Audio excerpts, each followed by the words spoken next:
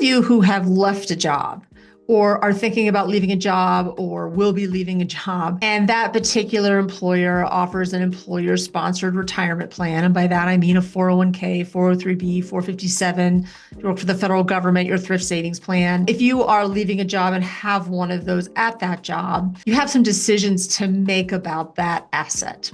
And so I just thought I would talk a little bit about what those options are and what you might be thinking about. So the three basic options are leave it there, move it to your new employer, or move it to an IRA. Might be oversimplifying a bit, but those are the basic choices. So the first choice of leaving it there is pretty simple. You just decide to leave it there. Most plans will allow you to do that. Sometimes there's an exception, like if a company is being closed down or has been sold, they're going to terminate the plan for whatever reason, then you will be required to move that money. But most of the time, if that employer is staying in business, you can just leave your assets there. You'll have your same login, et cetera. So the next choice is to move that money from whatever employer you have right now. Let's say you have your money in a 401k and you can move it to the next employer's 401k, providing that that new employer's plan allows for those assets to be transferred over. This is a perfectly viable option. There's lots of things to think about whether or not you want to move all that money from one 401k, let's say, to the next 401k.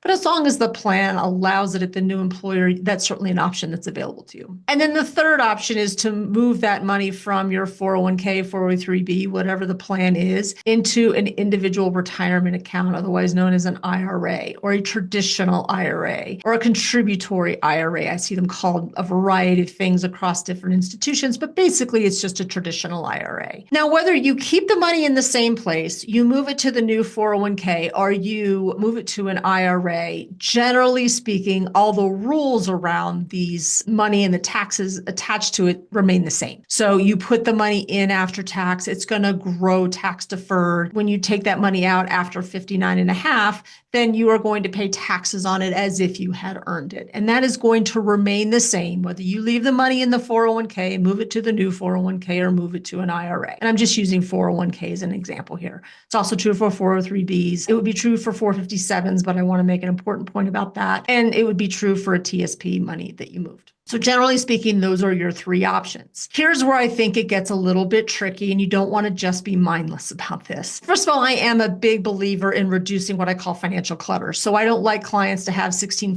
401ks out there because they've had 16 different jobs since they were 16 years old, and now they've just got money everywhere.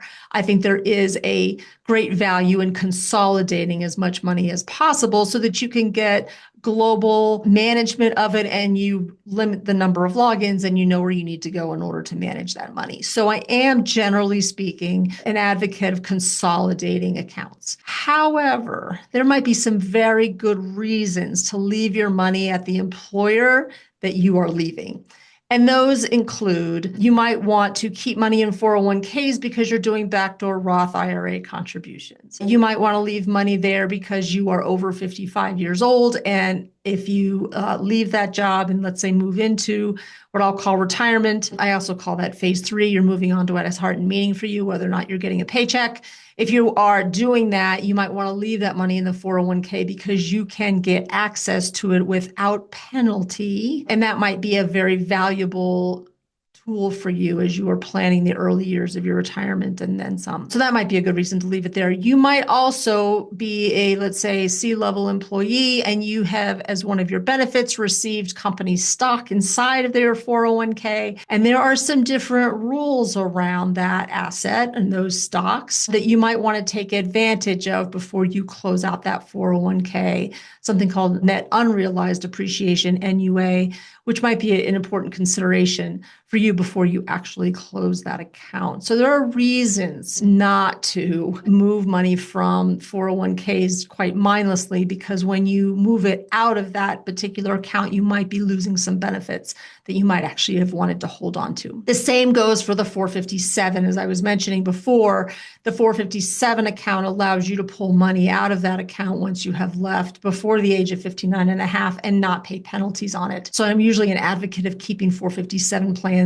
in their current state until you have reached 59 and a half, and then you can pretty much do whatever you want with them without losing that particular benefit. When you move money from the existing employer-sponsored account, the 401k, 403b, 457, et cetera, and you move it to the new employer's 401k, you're just going to get the options for investing it at that new 401k that may or may not match what you have now. I'm usually not a huge fan. I don't see 401ks being particularly creative about their investment options. That's often why people choose not to keep their money in the new 401k, because it just expands their investment options and it also expands the advice that they're able to get. So oftentimes that is a reason not to move money to a 401k. But a lot of people do that. It allows them to get, again, global management, not have multiple 401ks out there, and they can go ahead and just manage that money over at the new 401k. Then there's an option to move the money into an IRA. And people will do this often because, again, they want to get global management. They want all their assets in one place. The tax rules are remaining the same. They can move it to another institution that gives them far more options in terms of investments, and oftentimes they can get advice as well. The thing that I would have you pay attention to is that there's going to be a change in fees. Typically, when you move from 401k that you've had at an employer or your employer-sponsored plan and you move it someplace else, the fees are likely to be different. So you're just going to want to pay attention to what are the fees, what are the consequences of my moving this money. And then, of course, I think it's always wise to talk to your tax person about, okay, what's the implication of this, if any? Talk to your financial planner about, what is the implication of my moving this money? Can I get it out? What advantages do I have by moving it? What advantages do I have by not moving it? I think those are really important conversations to have. One other piece that I will remind you of or bring to your attention is that if you've got a loan against your 401k, 403b, you are unlikely to be able to move that without paying off the loan.